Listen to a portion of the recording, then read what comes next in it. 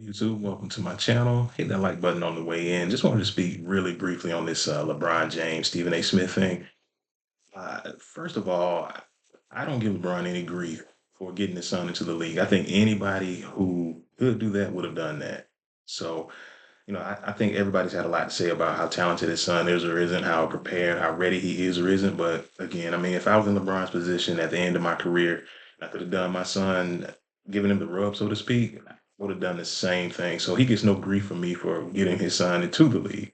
However, and this thing has been talked to death all weekend. It went viral because everybody's had a lot to say about it. But I wasn't even going to post about this, to be honest. But I thought about it from a different angle this time, and I don't think anybody's mentioned this, maybe except for Kwame Brown himself. I don't know. I haven't checked his channel, but I think maybe LeBron was trying to avoid another Kwame Brown situation for his son because Stephen A. has spoken about Kwame for the last 20 years. He called him a bust. To this day, he's still really disrespectful towards Kwame.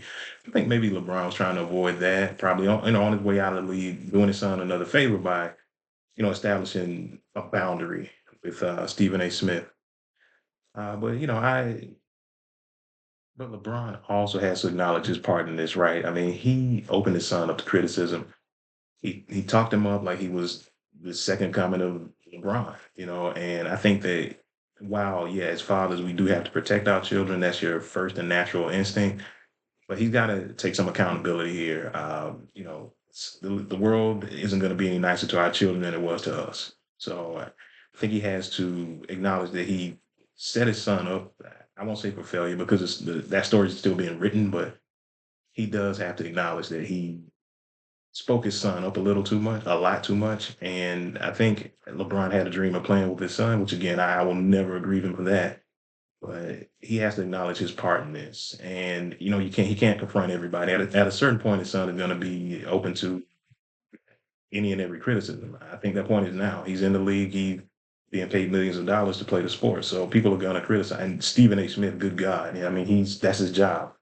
So again, at the end of the day, no grief from me, father to father, man to man, for LeBron putting his son in a position to have what he had.